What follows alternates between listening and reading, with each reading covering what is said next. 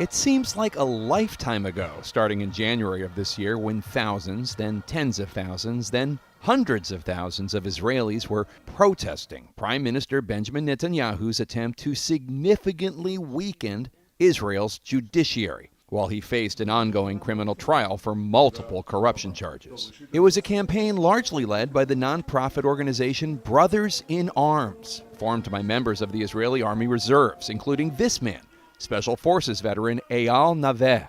They were convinced Netanyahu was threatening Israel's very democracy.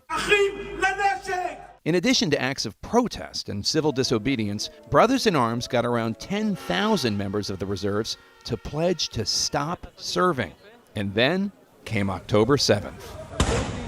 The reservists reported for duty, and on a dime, Brothers in Arms became one of the biggest nonprofits in Israel, helping those in need. This is Lee Moser, Eyal's partner and a tech investor. We have a few hundreds here and about 15,000 people on the fields, from the place of the evacuating people in Eilat, in the Dead Sea, in Netanya, in Tel Aviv. You have more than 150,000 people that are evacuating from their homes. Yeah. To soldiers on the fields that need help, that need food, that need their clothes to be washed. The organization has grown so big, in fact, today it's moving to this much bigger office where individual teams are assigned to address every need that arises. An epicenter of aid, coordinating logistics, communications, the deployment of volunteer teams, and much more. And you'll see people that are religious and non-religious, left, right, all working together. All while donations continue to roll into this expansive underground garage, safe from Hamas rockets. Spokeswoman Jilly Brenner walked us through. This is the light that we can contribute against the darkness of Hamas. This is really the beautiful side of this nightmare, of this really dark period we're in.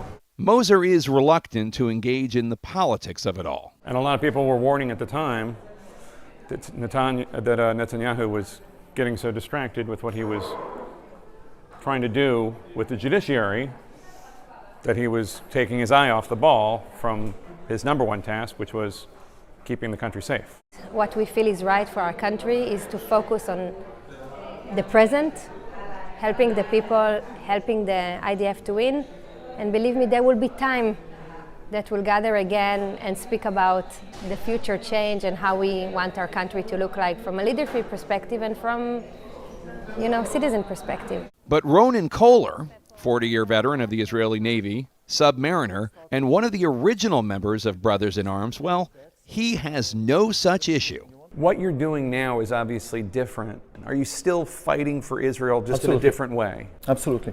I think that the interesting thing is that expect the unexpected in a way. We never imagined that this would be kind of the disruptive event that would make us continue building or rebuilding or refixing the Israeli society. I think the key here is that the whole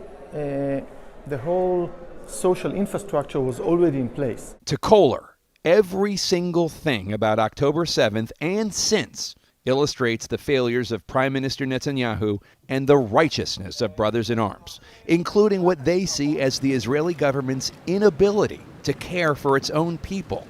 A void Brothers in Arms is trying to fill by helping people find jobs. Pretty much all his decisions are proven wrong. Even his kind of neoliberal economical approach is now showing as total miscalculation because we don't have governmental officers who can support the South, because everything was somehow privatized. The market would take place would do its job. It's not.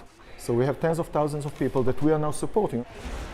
So, are these efforts by Brothers in Arms getting under Prime Minister Netanyahu's skin? Well, the chief of staff to the Prime Minister's wife was suspended for 14 days this week for some rather nasty Facebook posts she made against Brothers in Arms and some other groups.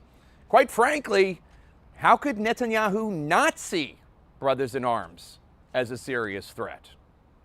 Jake Tapper, CNN, Tel Aviv.